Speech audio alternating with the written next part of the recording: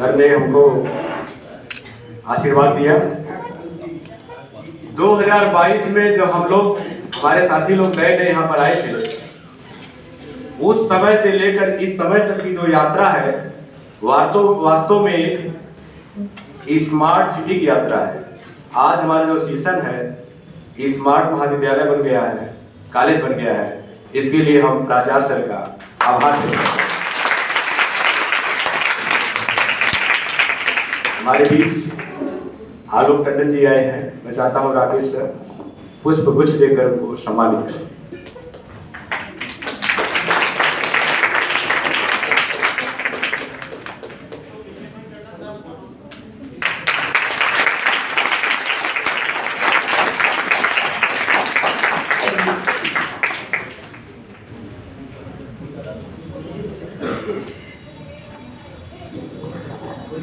प्राचार्य साहब ने नगरों के बारे में काफी विस्तार से बताया।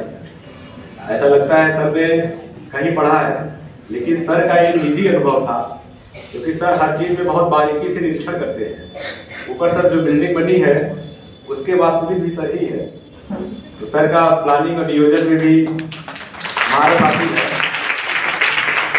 नगर के श्वेत और श्याम पक्ष दोनों होते हैं, और हमारे विश्लेषण में जो सर विश्लेषित करेंगे तो दोनों पक्ष उभरेंगे। मैं इसके श्याम पक्ष की तरफ आपका ध्यान आकृष्ट करना चाहता हूं। जहां किस्तों में रिश्ते रिश्ते हैं, जहां किस्तों में रिश्ते रिश्ते हैं, भीड़ में नीड़ पिसते हैं, जहां चलते चलते लोग रहते हैं, उसे हम सपनों का शहर कहते हैं। जहाँ हर शाम सवेरा होता है, शहरों में शाम को सवेरा जैसा हो जाता है, कुछ ऐसा होता है, लोग शाम को जागते हैं। जहाँ हर शाम सवेरा होता है, साकी का रैन बसेरा होता है, मेट्रो में मानव बहता है, उसको हम सपनों का शहर। अब मैं अपने मुख्य वक्ता प्रोफेसर रविशेखर सर को आमंत्रित करना चाहता हूँ कि आए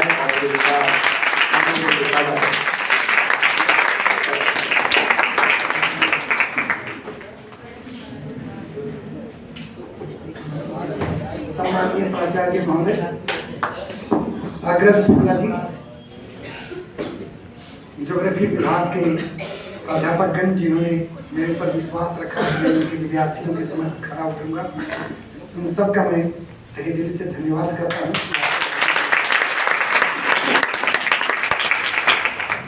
लेकिन सबसे बड़ी वक्ता के पास जिम्मेदारी होती है कि कब तक बोले और क्या बोले। तो मानदंड है, वक्ता को तब तक बोलना चाहिए जब तक विषय के साथ न्याय नहीं करे, और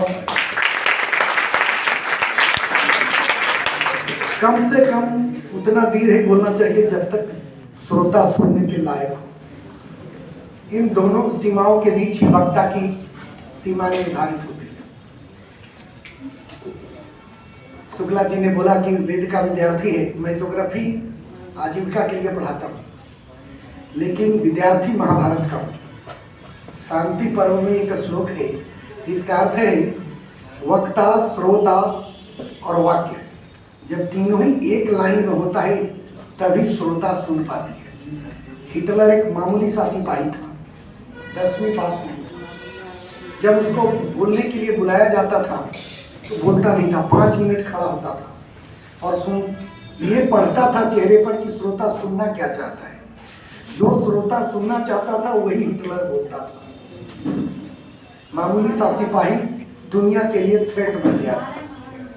वक्ता में वो गुण होना चाहिए कि जनता को मेस्मराइज करे।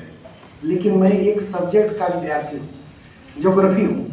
बहुत सारी चीज वैसे बोलूँगा जो आप सुनना नहीं चाहते, लेकिन याद रखिए 2008 is the watermark in world history when for the first time people living in urban areas crossed the people living in rural areas.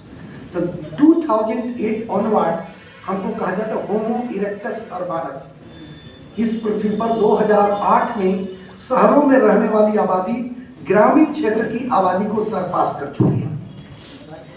समझ गए? और जब सर ने बात की स्मार्ट सिटी की, तो दुनिया की पहली स्मार्ट सिटी भारत में था। वो था हड़प्पा और मोहनजोदड़ो। आयरन ग्रिड पैटर्न पर बनने वाला दुनिया के इतिहास और प्राग इतिहास में पहला शहर था। आयरन ग्रिड का अर्थ होता है each road crosses the other road at 90 degree, और चंडीगढ़ उसी का रेप्लिकेशन है जो कहा कि फंक्शनिंग स्मार्ट सिटी इंडिया में सके कि ये स्मार्ट सिटी भारत सरकार ने बनाया। मेरे हिसाब से आप कागज पर क्या होगा कि हर चीज एक डिवीजन ऐसी बड़ी चीज है, शेर को सियार, सियार को शेर बना दे। अब देखते हैं भारत में कहते हैं कि 1/3 आबादी ही अर्बन है। 1990 तक भारत में अर्बनाइजेशन का लेवल चाइना से ज्यादा था, लेकिन चाइना को डेवलप्ड कंट्री बनने की होड़ है। उसने 1990 से 2005 के बीच 16 बार उसने डिफिनीशन बदल दिया अर्बन का, और 67% अर्बनाइजेशन दिखाता है इंडिया का। लेकिन एक्चुअल में इंडिया में आज अर्बनाइजेशन ज्यादा है, वो मैं बताऊंगा कि डिफिनीशन कैसे होता है। भारत एक पिछड़ा देश है, जानते क्यों? बहुत सिंपल है। घर में महिलाएं जो हाउस वाइफ हैं, जिसको होम मेकर कहते हैं, उसको नॉन फंक्शनिंग मानते हैं, इनकम जीरो मान देते हैं। घर में काम वाली रखो फुल टाइम तो 20,000 लेती है, और घर में बीवी रहने वाली 24 घंटा काम करती है, उसका जीरो इनकम है। अगर उन सबको 20,000 मिनिमम मान दिया जाए तो भारत डेवलप्ड कंट्री में आ जाएगा। पैरामीटर तो देख लीजिए। हम अर्बन नहीं रहना चाहते हैं क्योंकि डिफिनीशन हमारा कड़ा है। India provides the most stringent definitional criteria in the world. मैं सारा चीज बात चर्चा करूंगा। अब प्रश्न उठता है अर्बन है क्या? मैं इस प्रश्न को प्रूव क्यों करने लगा? पीएचडी में बच्चे जेएनयू में आते हैं, जो अर्बन से आते थे, छोटा सा शब्द पूछता, व्हाट इज ए सिटी? अगर तुम्हें से कोई जवाब दे सके तो खड़ा होकर देना। इसको इसलिए नहीं पूछ रहा हूं कि तुम्हारी नॉलेज जानना है, इसलिए कि लेक्चर को आगे बढ़ाने में इंटरैक्टिव मोड में आगे बढ़ेंगे। तो बताओ, तुम में से कोई सिटी जानते हो? बोल देते हैं पटना सिटी। कोई अटेम्प्ट लो। मैं जानता हूं एक भी अटेम्प्ट नहीं करोगे, क्योंकि पीएचडी में आने वाले भी कोई अटेम्प्ट नहीं करते। हम सब बोलते हैं कि सिटी है। सिटी क्या है? भारत की जनगणना जो सेंसस एन्यूमरेशन होता है, उसी का अर्बन डिफिनीशन भारत सरकार मान्य मानती है। तो 1901 में जब जनगणना हुआ था तो भारत में पहली बार सेंसस में सिटी कॉन्सेप्ट आया। राइट बेटा? The town which had population more than 1 lakh or 100,000 is called city. 1 lakh से ऊपर की आबादी वाले तो सिटी होंगे, नीचे वाले टाउन कहलाएंगे, यानी छोटे शहर होंगे। अब इस छोटी सी बात को बच्चे जवाब नहीं देते, क्योंकि किताबों में नहीं लिखा है, किसी ऑथर ने अटेम्प्ट नहीं लिखा कि 1872 से लेकर 2011 तक भारत के शहर की परिभाषा कैसे बदली, उसका ग्रोथ क्या रहा। अब दूसरा सवाल तुम लोग को है, भारत में टाउन 2 प्रकार के होते हैं, statutory towns and census towns. किसी ने पढ़ा है तो बता सकते हो? नहीं पढ़ा है? तो अब पहला चीज आता है statutory towns. All municipal corporation, municipalities, cantonment board and notified area committees are towns. ये पहली श्रेणी की टाउन हुई। तो भारत में 4000 से ऊपर शहर है, वो स्टैट्यूटरी टाउन्स कहलाते हैं। अब दूसरा, जो स्टैट्यूटरी टाउन्स नहीं है, उसको कहते हैं सेंसस टाउन्स, जो टोटली सेंसस के द्वारा डिटरमिन होगा। उसके 3 पैरामीटर्स है।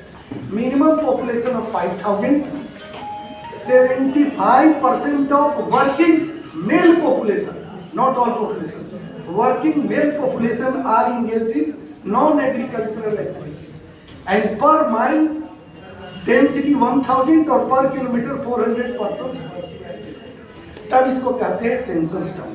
राइट?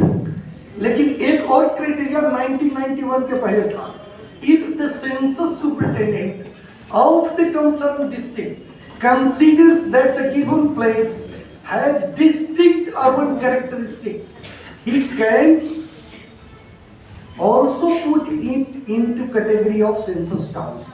यानी डिस्क्रेशनरी कोटा था, जिसको जनगणना अधीक्षक उस जिला का यह मानता है कि ये विशिष्ट नगरीय प्रवृत्ति रखता है तो उसको शहर कह सकता है। अब देखो इसमें कौन कौन प्रकार क्राइटेरिया आया सेंसस डिफिनीशन का। पहला हुआ administrative, municipal corporation, municipality, notified area committee, cantonment board, one stroke government कह दिया तो टाउन। तो एक हुआ एडमिनिस्ट्रेटिव क्राइटेरिया, दूसरा क्राइटेरिया हुआ पॉपुलेशन साइज, तीसरा क्राइटेरिया हुआ पॉपुलेशन डेंसिटी और चौथा क्राइटेरिया हुआ इकोनॉमिक फंक्शंस। दुनिया में एकमात्र भारत ऐसा देश है जो 4 क्राइटेरिया एक साथ अर्बन डिफिनीशन के लिए करता है।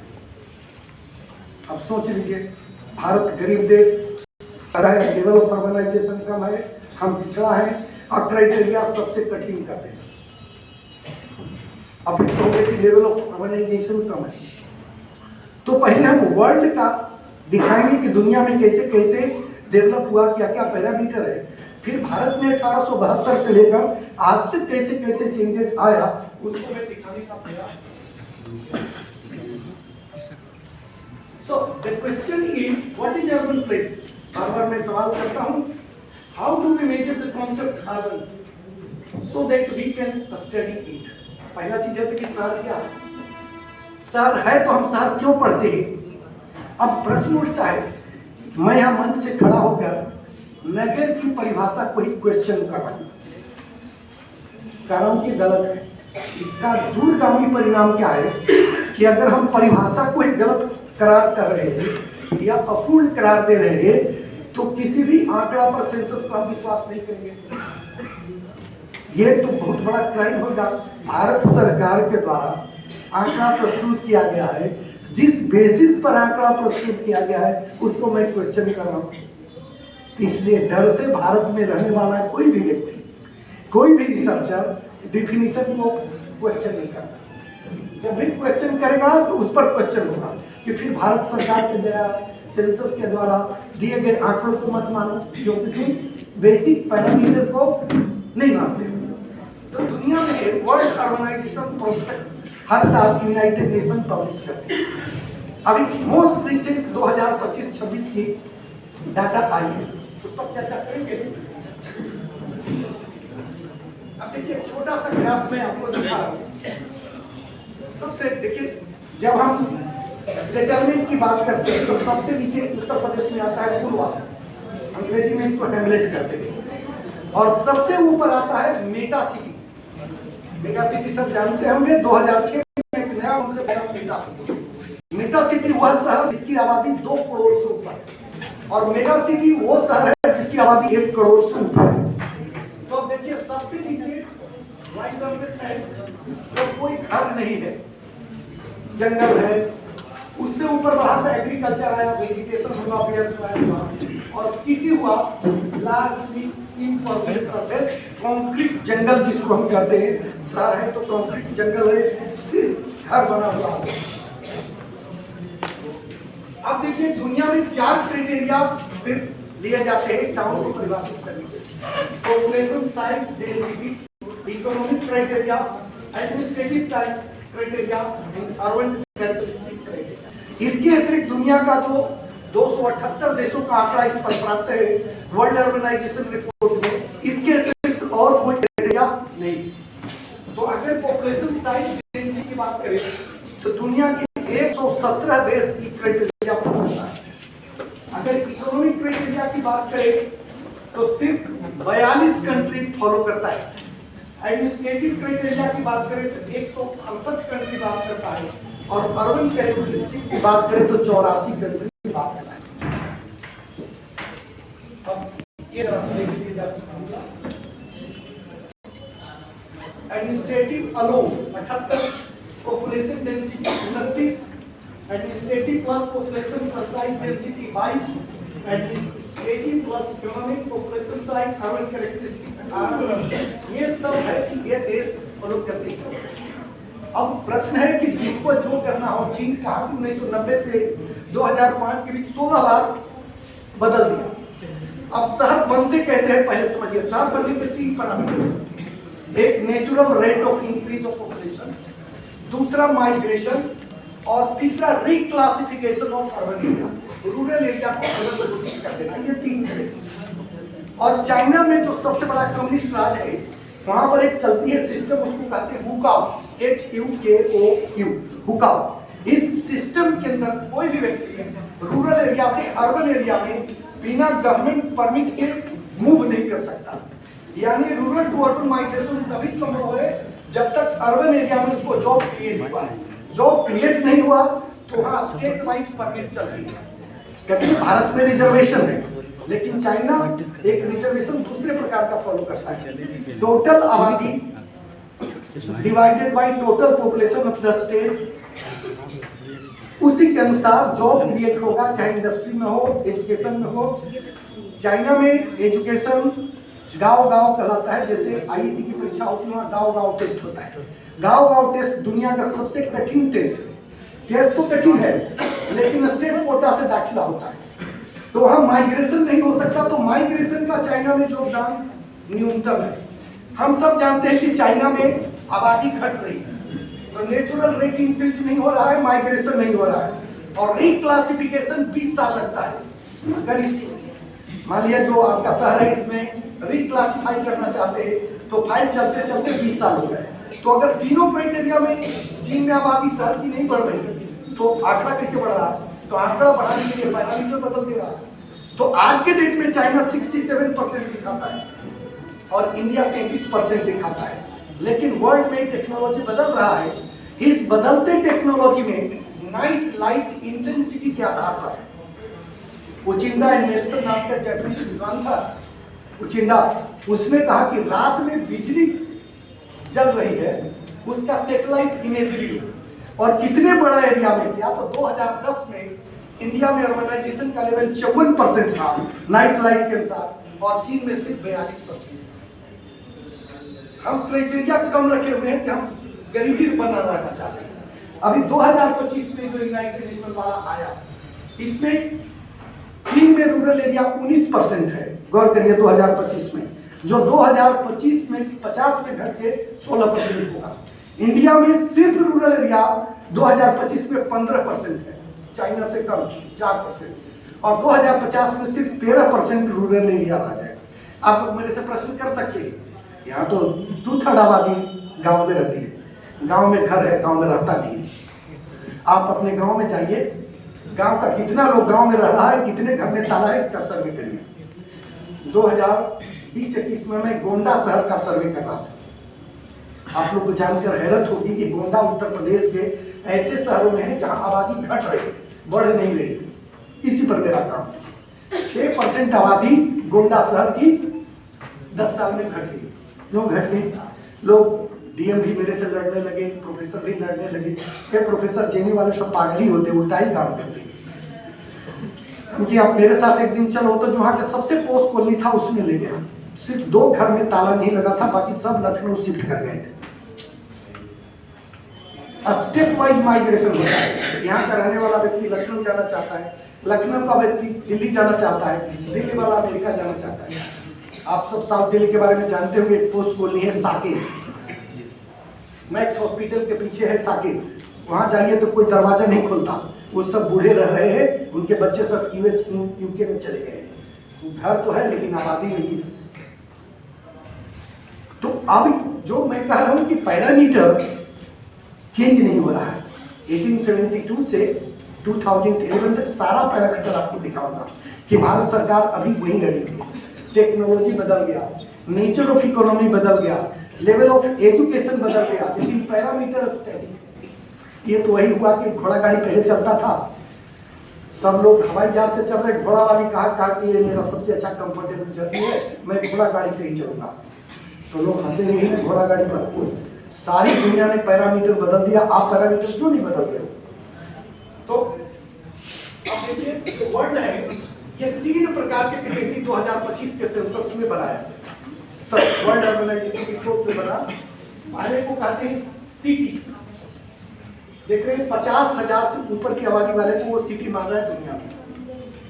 टाउन मान रहा है जिसकी 5,000 और 50,000 से बीच है, और 5,000 से कम आबादी वाले को गाँव मान।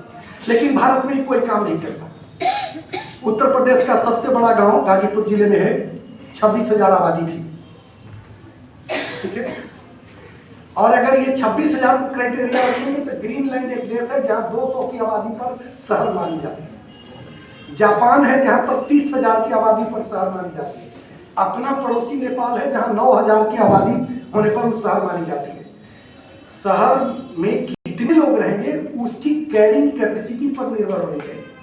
अभी मोहनजोदाड़ो हड़प्पा की मैंने बात की थी। जो शहर मर जाए उसको नेक्रोपोलिटन टाउन कहते हैं। नेक्रोपोलिटन टाउन यानी वो कैरिंग कैपेसिटी को क्रॉस कर गया। आप लोग दिल्ली गए होंगे, शाहजहां बहुत सुंदर शहर बसाया था जिसको शाहजहानाबाद कहते हैं। शाहजहानाबाद जब बना था तो 50,000 की आबादी के लिए बना था। 12 गेट थे शाहजहानाबाद में, और one of the most beautiful city थी। आपने चांदनी चौक का नाम सुना होगा। चांदनी कोई और नहीं थी, शाहजहां की बेटी थी जिसने इस शहर शाहजहानाबाद को प्लान किया था। और अब शाहजहानाबाद में जाइएगा तो नरक है। 1947 में 4.5 लाख लोग रह रहे थे। घर आप बनाए 4 आदमी के लिए, रह रहा है 40 आदमी। घर का दोस्त थोड़ी दोस्त तो आता है। तो कैरिंग कैपेसिटी जब भी कोई शहर क्रॉस करता है तो उसकी हालत खराब होती है। तो शहर का नाम होगा। 4वीं शताब्दी तक दुनिया में सबसे जो बड़ा शहर था वो था पाटलिपुत्र, जिसको आजकल पटना कहते हैं। उस समय उसको पुष्पपुर कहते थे। 1835 ईस्वी तक दुनिया का सबसे बड़ा शहर था वाराणसी। आज वाराणसी कहाँ स्टैंड करता है? टेक्नोलॉजी बदल गई। टेक्नोलॉजी बदलने के साथ शहर बढ़ते। 1801 में एकमात्र मिलियन सिटी पृथ्वी पर था, वो था लंदन। 2011 के सेंसस तक दुनिया का सबसे बड़ा शहर था टोक्यो। लेकिन 2025 के वर्ल्ड रिकॉर्ड के अनुसार दुनिया का सबसे बड़ा शहर जकार्ता है। 5.5 करोड़ की आबादी वाला शहर। इमेजिन करिए, कोई शहर 5.5 करोड़ बियर नहीं कर सकता। तो अब जकार्ता का मरना निश्चित है, क्योंकि टोक्यो में ट्रेन में चढ़िएगा तो वहां क्या स्थिति है जानते हैं? वहां पर ट्रेन पूसर की बहाली होती है। ट्रेन पूसर क्या है? आप लाइन में रहिए, ट्रेन आएगी, वो आपको अंदर ठूस देगा। उसके लिए आपसे 30 रुपया या 50 रुपया लेगा। ये दर्दनाक स्थिति है टोक्यो शहर की। क्यों? छोटा सा देश, 22% आबादी एक शहर में रह रही है। तो शहर की कैरिंग कैपेसिटी है, इंफ्रास्ट्रक्चर की कैपेसिटी है। उस इंफ्रास्ट्रक्चर को पार करने के बाद शहर का पतन होना निश्चित हो जाता है। तो शहर भी जैसे व्यक्ति की एक जिंदगी होती है, 100 साल, 50 साल, 80 साल बच सकता है, उसी प्रकार शहर भी एक लिमिट के बाद उसका डूबना निश्चित है। दिल्ली एकमात्र है, एक अंग्रेज ऑथर कहता है कि फेनिक्स पक्षी की तरह दिल्ली है। फेनिक्स पक्षी को मारो, जला दो, फिर भी धुआं से वापस, राख से वापस आके शहर बस जाता है। दिल्ली एक वैसा ही शहर है। हस्तिनापुर से लेकर आज तक दिल्ली कैपिटल है। उसका कारण है geographic location. Location is the most important parameter for the growth और flourishing of Delhi city. But Delhi भी बार बार मरा और खत्म हुआ। तो एक एक बार करके हम अब देखिए, सबसे खतरनाक स्थिति होती है कि किसी देश में सिटी ज्यादा हो, टाउन कम हो, रूरल एरिया कम हो। क्योंकि जब शहर बना उसका पैरामीटर क्या था? Surplus production in rural area give sustenance to urban area. ग्रामीण क्षेत्रों में जितना सरप्लस एग्रीकल्चर प्रोडक्ट होता था, उससे बचे हुए प्रोडक्ट पर अर्बन एरिया में नॉन एग्रीकल्चरल एक्टिविटीज करते थे। ठीक है, अब देखिए स्थिति की, सिटी सबसे ज्यादा है, फिर टाउन है, रूरल एरिया है। अब देखिए 1975 में 116 देश में रूरल एरिया ज्यादा था। ठीक है, 47 शहर थे, टाउन थे 74। अगर 25 में जाए तो सिर्फ 62 रूरल एरिया वाला देश है और 104 सिटी वाला है। और 2050 में 127 सिटी वाले होंगे, यानी पैरासाइट होंगे। पैरासाइट में इसलिए कह रहा हूँ कि शहर में रह के पैसा कमा लेगा, पैसा से भोजन नहीं हुआ। भोजन एग्रीकल्चर प्रोडक्ट से होगा। और एग्रीकल्चर करने वाले कम होंगे, खाने वाले ज्यादा होंगे, तो क्या होंगे? मुझे 1979 याद है, चौधरी चरण सिंह मोरारजी देसाई से लड़ गए। और उन्होंने कहा कि मैं दूध का सप्लाई और सब्जी का सप्लाई दिल्ली में बंद करके दिल्ली को इंसर्किल कर दूंगा, घेर दूंगा। वो जानते थे कि दिल्ली डिपेंडेंट है उत्तर प्रदेश पर। तो अगर पूरी दुनिया में स्थिति हो गई कि 127 देश सिटी प्रधान हो गया, मैंने बोला 2008 में सिटी में रहने वाले लोगों की संख्या ग्रामीण क्षेत्रों में रहने वाले लोगों से बढ़ गई। आप ये देखिए आंकड़ा जरा दुनिया का पहले देख लीजिए। 1975 में 30% आबादी रूरल थी और 2025 में सिर्फ 19% रह गई। गांव में 38% थे, 34% रह गया। और वो देखिए सिटी कितना तेजी से दुनिया में बढ़ रहा है। और खास करके जब देखिए 10 मिलियन से ज्यादा आबादी वाली, 10 मिलियन मानी 1 करोड़ से ज्यादा आबादी इस पृथ्वी पर 8% आबादी है। बड़े शहरों पर लिविंग कॉस्ट ज्यादा पड़ता है। एक उदाहरण देता हूँ दिल्ली का। दिल्ली में जो झुग्गी झोपड़ी में रहते हैं, औसत 18 लीटर पानी सिर्फ उनको मिलता है। गौर करिए, 18 लीटर में शौचालय जाना, खाना बनाना, नहाना, कपड़ा धोना सब शामिल है। कैसे होगा, और भी गर्मी का दिन। और सुंदर नगर एक इलाका है जहाँ कपिल देव क्रिकेटर रहते हैं। 496 लीटर एक व्यक्ति पानी कंज्यूम करता है। Per capita water consumption urban area में ज्यादा है, इलेक्ट्रिक कंजम्पशन ज्यादा है, फ्यूल कंजम्पशन ज्यादा है, पॉल्यूशन प्रोडक्शन ज्यादा है। तो अगर अर्बन एरिया ज्यादा हो रहा है तो प्रोडक्शन दे रहा है क्या रूरल एरिया को? मैं बहुत पहले एक केस किया, आप लोग सुन के बड़े आश्चर्य हुए। साउथ दिल्ली में एम्स के पास एक गांव है मोहम्मद। हमने कहा कि सरकार पर केस करेंगे। केस क्या करेंगे कि हमारा ग्रामीण कल्चर को बर्बाद कर रहा है शहर। मोहम्मदपुर पहले था, दिल्ली शहर बाद में आया। तो केस करो, केस कर दिया। बोला तेरा ग्रुप कौन है? आपकी एक कॉलेज वाला टीचर है। आप उसको एक पागल आइडिया कैसे दिया? फिर अमेरिका का मैंने आपको डाल दिया कि $10 मिलियन कंपनसेशन लिया। 10 मिलियन का सोचो 40 करोड़ रुपया एक गांव ने लिया कंपनसेशन। हम कि अगर आज भी 40 करोड़ देता है तो तेरे गांव का विकास होगा। अब सब 107 शहर को दिल्ली ने खा लिया। फिलहाल गांव से लेकर 107 शहर दिल्ली में आ गए। अब कभी कभी सुनते हो जब 15 अगस्त आता है तो रायसीना गांव वाले लठ लेके आते हैं कि मेरा जमीन खाली करो। जब नई दिल्ली बनी थी कैपिटल तो रायसीना गांव था। तो रायसीना वाले आते हैं कि भाई मेरा जमीन दे दो या खाली कराओ या पैसा दो। अंग्रेजों ने तो पैसा दिया नहीं था, कहा कि देश आजाद हुआ तो रायसीना भी आजाद होगा, रायसीना का पैसा दे दो। इसका अर्थ कहीं न कहीं रिक्लासिफिकेशन मेथड में रूरल एरिया अर्बन एरिया बन जाता है। तो उसका परिणाम हुआ। अब चाइना और इंडिया का बताया, चाइना अर्बनाइजेशन बढ़ाने के लिए डिफिनीशन बदल देता है। देखिए अब ये 2025 का आंकड़ा दिखा रहा है, कोई बहुत बड़ा अंतर दिख रहा है चाइना और इंडिया में? नहीं दिख रहा है। सिटी देख लीजिए, टाउन्स देख लीजिए, बराबर है ऑलमोस्ट। डिफिनीशन पैरामीटर बार बार बदल। अब देखिए ये दो आंकड़ा आपको दिखाता हूं। ये सिंबल है कि डिफिनीशन अर्बन एरिया का दुनिया में कैसे गलत हो रहा है। सबसे लेफ्ट साइड वाला कम है तो रूरल एरिया मान लो, बीच वाला तो टाउन मान लो, वो सिटी मान लो। तो इसका 1 पॉइंट पैरामीटर क्या है? Greater the density greater the possibility of urbanization. So density forms only one criteria.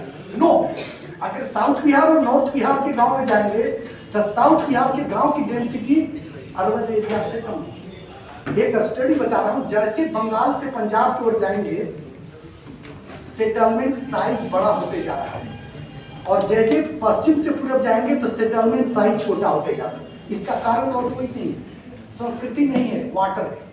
Level of water Punjab में बहुत डीप है और बंगाल में बहुत कम है। पानी जुटाने के लिए पंजाब में सबसे ज्यादा प्रयास करना पड़ता है, बंगाल में सबसे कम प्रयास करना पड़ता है। Greater the effort, greater the size of settlement, greater the size of settlement, higher the possibility of urban centre. शहर बनना लाचारी है पंजाब में, क्योंकि पहले कॉमन कुआं खोदा जाता था।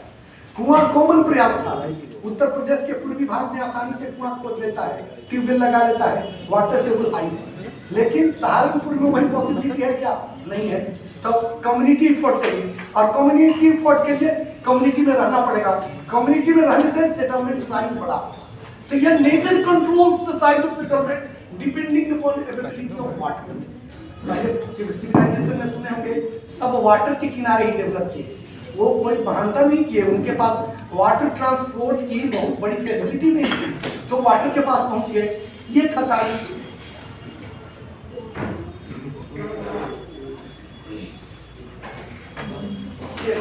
अब इंडिया में 1992 में क्या आया आप बताओ? लोकल सेल्फ गवर्नमेंट आर्टिकल 243 और 11वां शेड्यूल आया। ठीक है, अब देखिए इसमें आया म्युनिसिपल कॉर्पोरेशन, म्युनिसिपलिटी, नगर पंचायत, अर्बन लोकल गवर्नमेंट आया आर्टिकल 243 क्यू के अंतर्गत। आप सबके नगर पंचायत क्या होता है? बोलो कोई? 12,000 से 30,000 की आबादी वाले अर्बन एरिया को नगर पंचायत कहा गया। 12,000 से 30,000 सब लग गए। भारत में बहुत सारे स्टेट हैं, डिपेंडिंग अपॉन पॉपुलेशन सब स्टेट अपना अपना रखे हैं। और 30,000 से 3 लाख की आबादी वाले म्युनिसिपल काउंसिल हो गए, और 3 लाख से ऊपर जितने शहर हुए उन्होंने नगर निगम बना दिया। ठीक है, लोकल एडमिनिस्ट्रेशन के। अब आते हैं हम सब 1872 इसलिए कह रहा हूँ कि इंडियन अंग्रेजों ने पहला जो सेंसस भारत में कंडक्ट किया वो था 1872।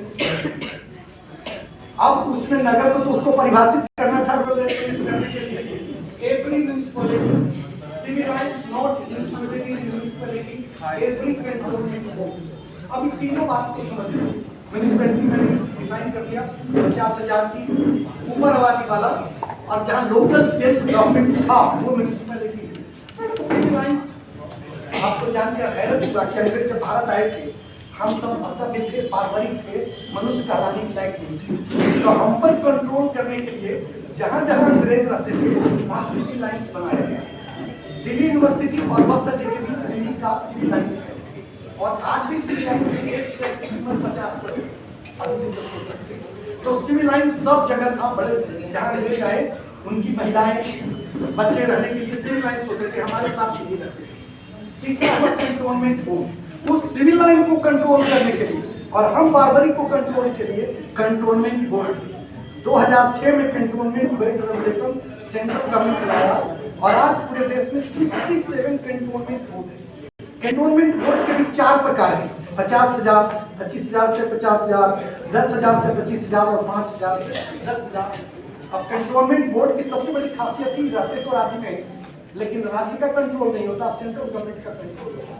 कंट्रोल बाय मिलिट्री, उनका चुनाव भी अलग होता है, वो इसमें भी भाग लेंगे और अलग से भी चुनाव करेंगे। बाहर वाले उस कंट्रोलमेंट बोर्ड में जाने के लिए उस कंट्रोलमेंट बोर्ड के चेयरमैन से परमिशन की जरूरत है। तो कहीं तो वो टापू है राज्य में होते हुए राज्य का भाग नहीं है। और वो मैंने सेंसस टाउन कहा था वो 5,000 की आबादी वाला था, लेकिन देखिए ट्रू डिफिनीशन था, बोला जो भी 5,000 की आबादी वाला है वो सब शहर था। अब ये जो 1872 की डिफिनीशन थी, 1901 में एक चेंज हुआ, सिटी आया जो 1 लाख की आबादी से ज्यादा, और 1951 तक यही डिफिनीशन चलते गया। मेजर चेंजेस 1961 की डिफिनीशन में आया, और कर दिया चाइना हर बार डिफिनीशन चेंज करके आबादी बढ़ा लेता है, लेकिन जब 1961 में फर्स्ट अर्बन डिफिनीशन में गवर्नमेंट ऑफ इंडिपेंडेंट इंडिया आया तो आबादी घट गई। जो लेवल अर्बनाइजेशन का था 51 में, उससे स्ट्रिंजेंट डिफिनीशन बना के 61 में घटा दिया। अब क्या क्या था? Municipal corporation, municipal board, cantonment, notified area committee, all localities should not themselves local body but forming part of a city or town. अब जो सेंसस टाउन पहला बार 61 में बढ़िया से डिफाइन किया 5,000। अब इसमें देखिए 75% ऑफ वर्किंग पॉपुलेशन था, गौर करिए।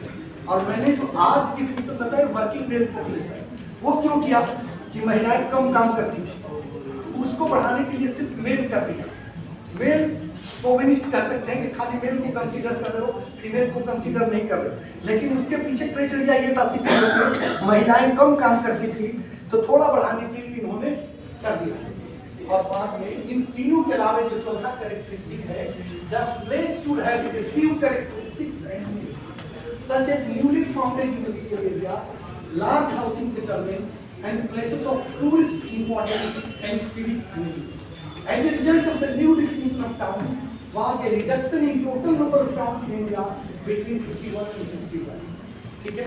अब 61 के बाद जो सेंसस आया 71, डिफिनीशन तो सेम रहा, लेकिन 3 नए टर्म जुड़े गए, urban agglomeration, outgrowth and a standard urban area. ये 3 नए टर्म भारत के सेंसस में पहली बार। अब देखिए कि अब अर्बन आउटग्रोथ पहले समझ लीजिए, सबसे छोटा है इसमें। भारत में 2011 में 968 आउटग्रोथ है। अब ये क्या है? ये है शहर लेकिन ग्रामीण पंचायत के द्वारा कंट्रोल है। Railway colony, port area, university. जब जवाहरलाल नेहरू यूनिवर्सिटी बना था तो उसका प्रशासन मुनीरका गांव के द्वारा कंट्रोल होता था। मुनीरका गांव में बसा हुआ है। या कभी भी कोई जब यूनिवर्सिटी बनती है तो बहुत बड़ा एरिया चाहिए। अब बहुत बड़ा एरिया शहर में कोई सरकार देगी नहीं, तो उसको गांव में ढकेल देता है। All characteristics are non rural means urban, और रह रहा है रूरल एरिया में। पंचायत द्वारा कंट्रोल्ड अर्बन एरिया आउटग्रोथ कहलाता है। क्लियर हो गया? ऐसे 968 आउटग्रोथ इंडिया में 2011 सेंसस में। अब दूसरा जी स्टैंडर्ड अर्बन एरिया क्या है? अब ये कॉन्सेप्ट हट गया। स्टैंडर्ड अर्बन एरिया 2011 सेंसस में नहीं रहा। A main town with minimum population of 50,000 and surrounding area which are supposed to be urbanized in coming 20 years. यानी 1971 में स्टैंडर्ड अर्बन एरिया बना जो शहर सिटी नहीं है, ऐसे समझिए सिटी नहीं है, और जिसकी आबादी 50,000 है, और 20 साल में यानी 91 में टाउन बनने की संभावना है, वो सब स्टैंडर्ड अर्बन एरिया में आ गए। तो आउटग्रोथ हो गया, स्टैंडर्ड अर्बन एरिया हो गया। अब बच गया एग्लोमरेशन। समझ लीजिए, हैदराबाद सिकंदराबाद का नाम आपने सुना है? इसको क्या कहते हैं? Twin town.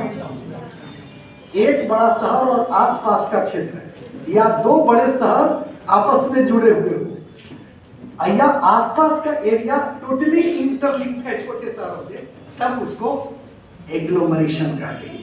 तो 3 टर्म हो गया एग्लोमरेशन। तो स्टैंडर्ड अर्बन एरिया, आउटग्रोथ। अब ये 2011 वही रहा। The first category of urban unit is known as statutory towns. These towns are notified in the law by concerned right? अब प्रश्न है कि 2027 में भारत में सेंसस एनुमरेशन होने वाला है, ठीक है? अब मन में आपके प्रश्न आता होगा कि शहर जो नहीं है वो शहर कैसे बनेगा?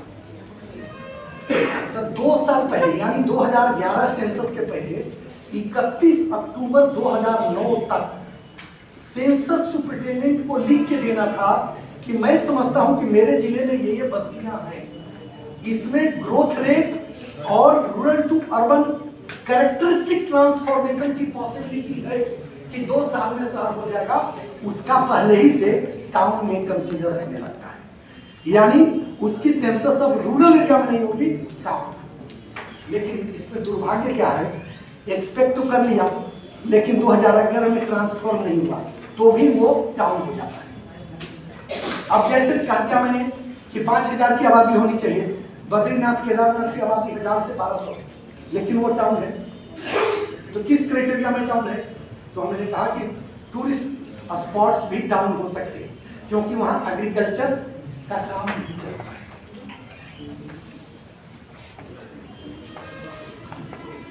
अब ये देखिए, रेड साइड में डार्क स्पॉट दिख रहे हैं, देख रहे हैं? ये बढ़ता हुआ टाउन है।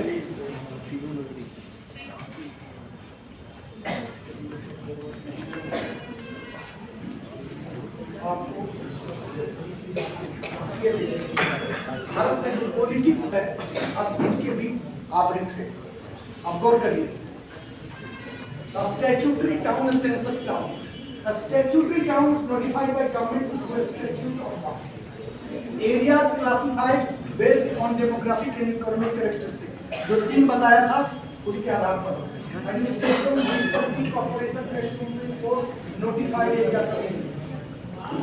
Data does not have a local political municipal status. क्यों नहीं है वाला? स्टेट गवर्नमेंट क्लियर करता है statutory town, census of India define करता है census town. No minimum population required, minimum 5000. No necessities are considered, कोई जरूरत नहीं है। उधर 75% मेल वर्कर्स लगे, population not specified, density minimum 400। लेकिन अब ये जो 2011 के इंडिया में सेंस आया तो अलार्मिंग आया। एक सेंसस में 2600 सेंसस टाउन बढ़ गए। 2001 में सेंसस टाउन 1300 और 2011 में 3900 सेंसस टाउन हो गए 3900। और इन्होंने अंतर क्या है? अब census town are called in situ urbanization, there is no migration involved, right? इन माइग्रेशन नहीं होता है, वो अर्बन ग्रोथ से वो बढ़ के टाउन बन जाता है। इसका अर्थ क्या हुआ? अगर 2001 में जैसे 90s में लिबरलाइजेशन आया है कि भारत लिबरलाइज हुआ तो शहरों की मैग्नेटिक पावर बढ़नी चाहिए थी, अट्रैक्शन की पावर बढ़नी चाहिए, वो बढ़ी। उसका प्रमाण है सेंसस टाउन। जो census town in city organisation है, lacking migration, there is no inward migration, तो कैसे होगा? अब इसके पीछे एक पॉलिटिक्स। भारत के सभी राज्य चाहते हैं कि केंद्र सरकार से कितना ज्यादा डोनेशन ले चाहिए, ग्रांट ले चाहिए।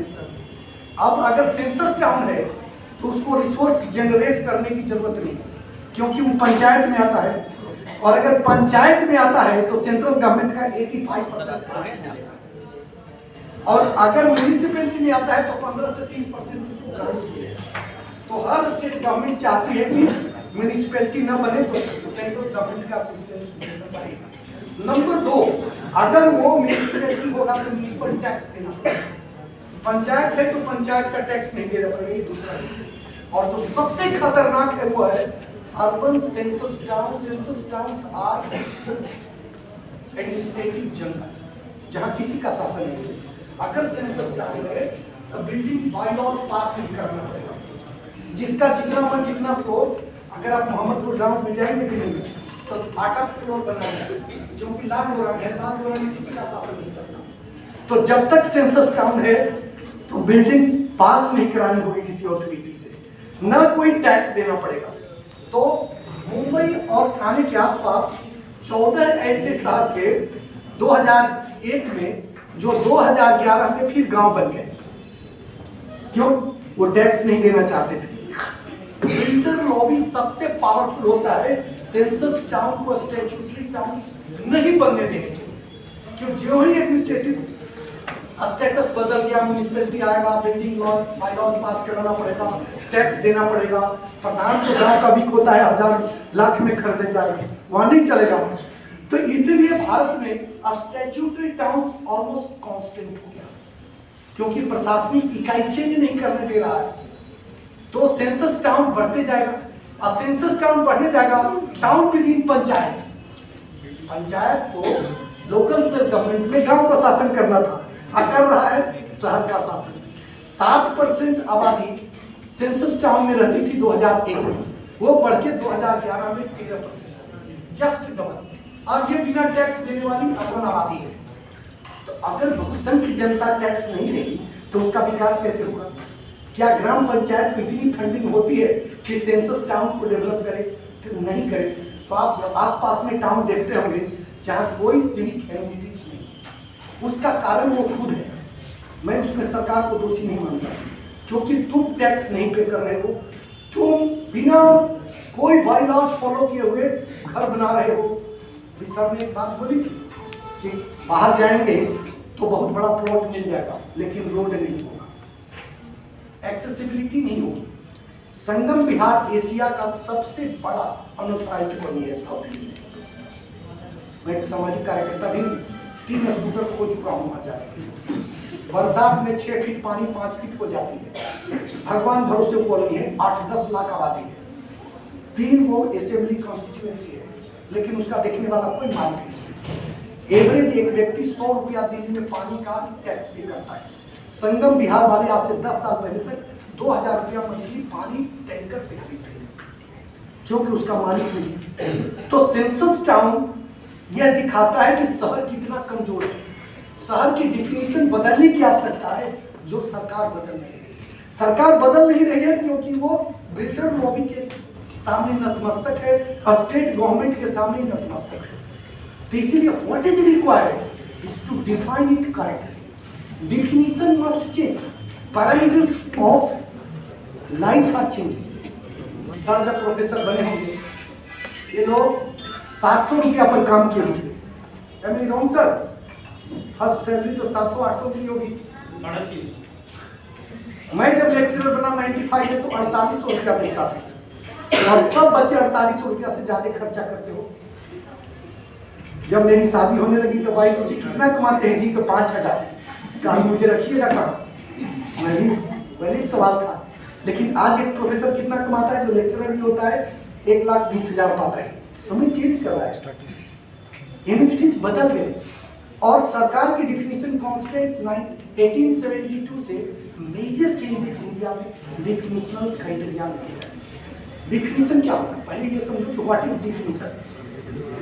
सब चीज का डिफिनीशन देते हो, पहले डिफिनीशन का डिफिनीशन क्या?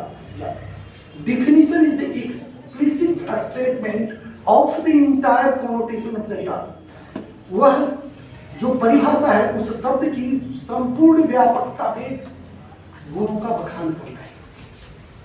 तो जो सबसे बड़ा क्राइटेरिया वर्ल्ड ओवर आज माना जा रहा है, क्योंकि देखिए पहले रूरल एरिया और अर्बन एरिया का सबसे बड़ा डिफिनीशन था स्ट्रक्चर। गांव में मिट्टी के मकान होते थे, इंफ्रास्ट्रक्चर नहीं के बराबर होता था, बिजली नहीं होती थी, सड़क नहीं होने पाता था, पोर्टेबल वाटर सप्लाई नहीं था, इंटरनेट नहीं था। आज कौन सा ऐसा फैसिलिटी है जो रूरल एरिया में नहीं है और अर्बन एरिया में है? It is only a matter of intensity. Rural area में हो सकता है, वो भी एशिया में, यूरोप में दोनों बराबर है, अर्बन एरिया रूरल एरिया में बराबर है। तब उन लोगों के लिए क्या है definition? Density of population. More denser part are urban area, less denser part are in rural area. यही कारण है कि यूनाइटेड नेशन कोई कॉमन अर्बन डिफिनीशन आज तक नहीं दे पाया, क्योंकि सब देश के अर्बनाइजेशन की कैरेक्टरिस्टिक्स अलग अलग है, सब देश की कैरिंग कैपेसिटी अलग है, और कोई भी शहर उस देश की कैरिंग कैपेसिटी पर, लोकेलिटी की कैरिंग कैपेसिटी पर डिपेंड करती है।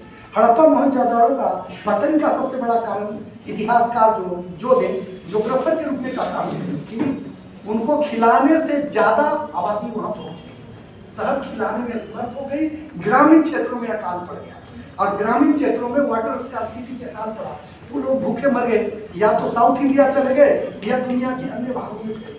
वही हाल पाटलिपुत्रा का हुआ, वही बनारस का हुआ। सब दुनिया के बड़े शहर एक न एक दिन पतन को कतार है। ये लाइफ साइकिल है, उसको अगर अर्बन को लाइफ मानिएगा तो उसकी भी अंत कभी न कभी होगी।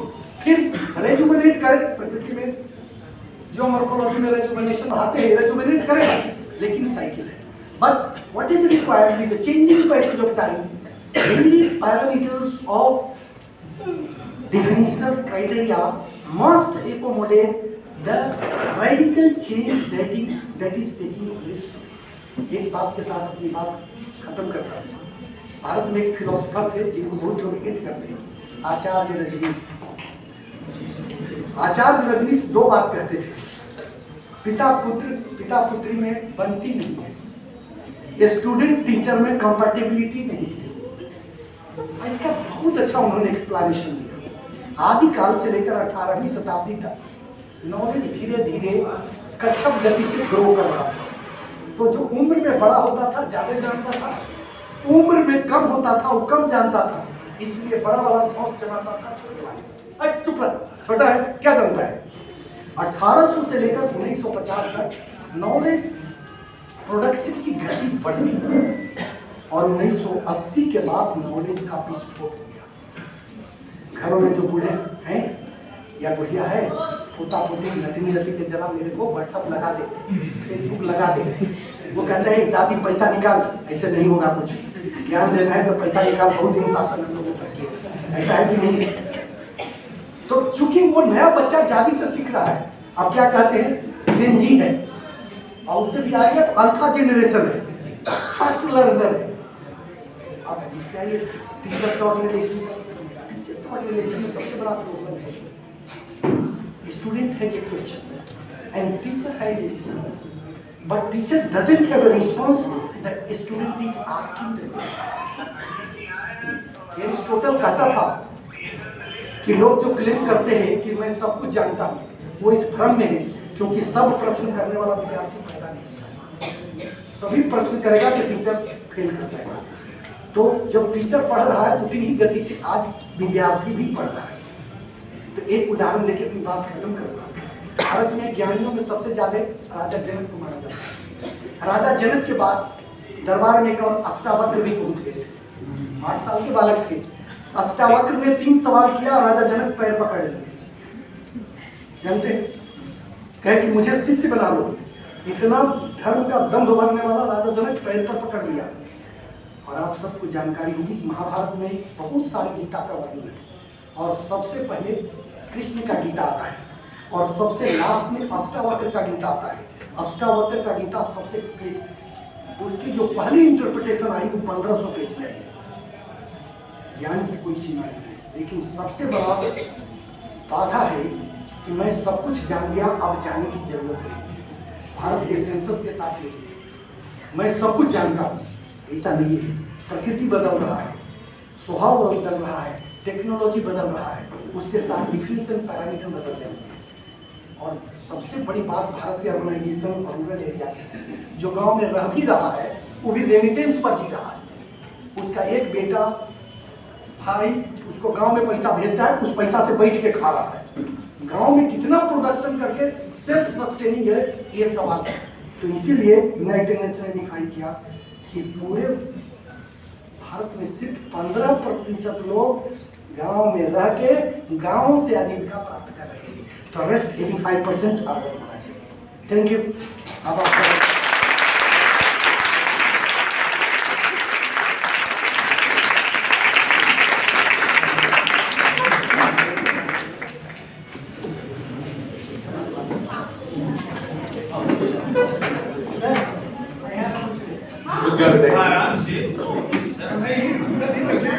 अभी बच्चे पूछेगा प्रश्न। संसदीय कार्यवाही में जैसे प्रश्नकाल होता है, इसी तरह अकादमिक जगत में प्रश्नकाल का एक सत्र होता है। आप सर से सवाल पूछेंगे, सर उन प्रश्नों का आपको जवाब देंगे। तो आप जिसको पूछना खड़ा हो जाएगा इधर से, पूछो उसी इधर से पूछिए आप लोग बेचैन क्यों? पूछो।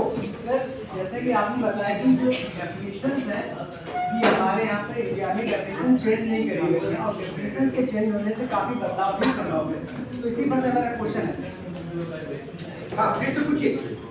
सर जैसा कि हम बता रहे हैं कि इंडिया में जो डेफिनेशंस है वो चेंज नहीं करी गई लंबे टाइम से, और डेफिनेशंस को चेंज करके हम काफ़ी ज़्यादा बदलाव भी ला सकते हैं, और जो कि हमारे इंडिया की ग्रोथ के लिए पॉजिटिव प्ले करेगा। तो उसी में से क्वेश्चन है, changing parameters of the definitions can increase the level of optimization, but can this increase the quality of optimization? तो इसी में एक दूसरा भी क्वेश्चन है कि जैसे माइग्रेशन की बात करते हैं सर, जैसे माइग्रेशन शहरों की एक मेन समस्या है कि लोग गांव से आते हैं, शहर में बस जाते हैं, जिसकी वजह से जो शहर का वर्कलोड है बढ़ जाता है। जो सैनिटेशन है, प्रॉपर रेसिडेंशियल एरिया, जो गंदगी फैलती है यहाँ पर, उससे बहुत ज़्यादा भार बढ़ जाता है। और वहीं पर जैसे कि आपके भी साइड में है, जो आपने बोला के बारे में बताते हैं, गाँव में लोग कम रह रहे हैं क्योंकि वो लोग माइग्रेट कर जाते हैं शहर में। फिर वहाँ पर पॉपुलेशन का घटाव और यहाँ पर पॉपुलेशन की सर क्यों ना पूछो भाई पूछो चलेगा। लिख के लाओ, पढ़ो, कोई दिक्कत नहीं। इसको जो क्वालिटी ऑफ अर्बनाइजेशन है उसको कैसे इंक्रीज किया जाए? मैं क्वेश्चन एक जर्मन फिलोसफर स्कॉलर था, सुमाकर नाम था, उसने किताब लिखा अ स्मॉल इज ब्यूटीफुल, और दुनिया में सबसे ज्यादा बिकने वाले किताबों में उसका नाम सुमार है। वो लिखता है, उसका हिंदी ट्रांसलेशन होता है, शहर बहुत बेईमान है, शहर बहुत बेईमान है। गांव के सभी योग्य लोगों को शहर में बुला लेता है, गांव ने जिन टैलेंटेड लोगों को बनाया उसका फायदा शहर उठाती है, लेकिन गांव कहाँ चुप रहने वाली थी, वो भी बदला लेती है। सबसे अयोग्य लोगों को भी शहर भेजती है, जो झुग्गियां बसाते हैं और शहर के एस्थेटिक सेंस को बर्बाद कर देते हैं। शहर में गए हो ना, लिखा देखते हो गधे के पूत यहाँ मत मूत। क्यों लिखा रहता है? क्योंकि direct transplantation from rural area to mega city, million city. देखो, शहर जाना और शहरीकृत होना दोनों में अंतर है। Has your characteristics become urban? एक बार पूरी शहर का सर्वे कर रहा था उड़ीसा में, जानते हो, अब मेन टाउन में रह रहा था, एक लुंगी और ऊपर खाली बदन, शहर घूम रहे थे, मेरे साथ 20 लड़कियां थी। एक लड़की कहती है सर भी पागल है, किन असभ्य लोगों के बीच ले आए हैं, बड़े होटल में ठहरा हूँ, आई नंगे बदन चल रहा है, इसको कॉमन सेंस नहीं है। पूरे भारत में सुनते हो, गांव से सीधे दिल्ली आ गया, सीधे मुंबई आ गया। इसका कारण क्या है? इसका कारण इनहेरिट ड्रॉबैक टाउन्स में। सर समाजवादी है, बोलते हैं पर कैपिटा इनकम बढ़ रहा है, लेकिन कुछ लोगों को बढ़ा रहा है, सब लोगों को नहीं मिल रहा है। छोटे शहरों की माइग्रेशन इनटेक कैपेसिटी नहीं है, दे आर स्टैग्नेटिंग टाउन्स। तो गांव से कस्बा, कस्बा से छोटे शहर, छोटे से बड़े शहर, उसके बाद सिटी में जाते तो उनका कैरेक्टरिस्टिक ट्रांसफॉर्मेशन होता, वो हो नहीं रहा है।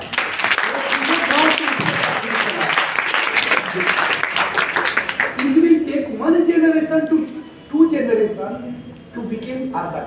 अभी मैंने अर्बन बोला, URBAN, अब एक ई जोड़ दो, URBANE, अर्बेन। इसको ऑक्सफोर्ड डिक्शनरी डिफाइन करता है अर्बेन को, inhering transformation in public to own urban characteristics, नगरीकृत गुणात्मक परिवर्तन अनिवार्य की देखवा। तुम बिल्कुल सही बोल रहे हो, भारत में वो नहीं हो रहा है। उसका कारण कि जो छोटे शहर जैसे तुम्हारा शहर, इस शहर में माइग्रेशन लेने की कितनी कैपेसिटी है, कितनी इंडस्ट्रियल सेटअप है, कितने बड़े बिजनेस सेटअप है जो गांव से लोगों को रोजगार पैदा देगा। They are just stagnating town, growing just by natural rate of increase. तो ये सब प्रकार के टाउन में अर्बन ट्रांसफॉर्मेशन, क्वालिटी ट्रांसफॉर्मेशन की संभावना बहुत क्षीण है, धीरे गति से हो रही है।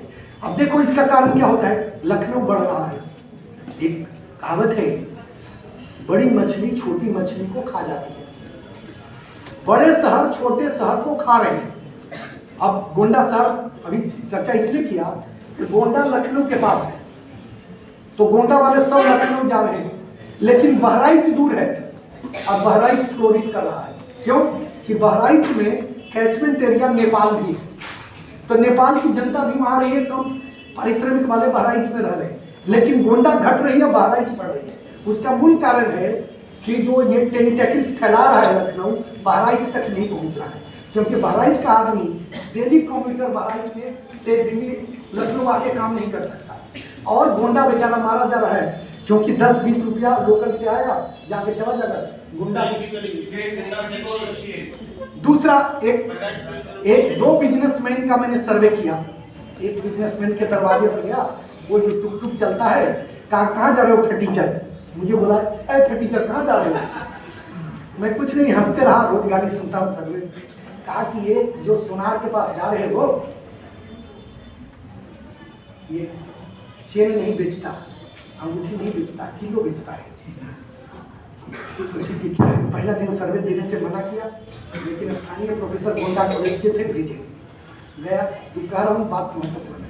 वो बेचारे मुझे रिसीव करने आए थे, कहे कि देखो वेस्टर्न यूपी से लेकिन जितना इलाका कम है, गोल्ड होलसेलर 20 किलो से कम नहीं बेचता है, और गोंडा शहर की 1/4 दुकान मेरी है और करना।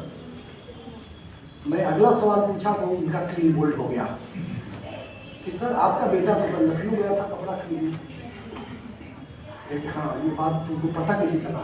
हम कि सवाल ही पूछने तो आया हूँ गोंडा में, मेरा यहाँ तो घर नहीं। कहा कि यहाँ जो हमारे गोडाउन्स हैं, मॉल हैं, उसमें जो माल लखनऊ में नहीं बिकता है वो रखता हूँ, क्योंकि कैरिंग कैपेसिटी यहाँ के लोगों की कम है। और करो बेटा, जो खुद पूरे गोंडा को सप्लाई कर रहा है वो गोंडा में माल नहीं खरीद रहा है। सरकारी कॉलेज क्यों डूब रहा है, सरकारी स्कूल क्यों डूब रहा है? जितने योग्य हैं प्राइवेट कॉलेज प्राइवेट स्कूल में पढ़ा रहे हैं। तो ये बहुत कॉम्प्लेक्स समस्या भारत में है, लेकिन हाँ नंबर्स अर्बन एरिया में जाते हैं, जिसको डिफिनीशन के द्वारा चेंज करना चाहिए।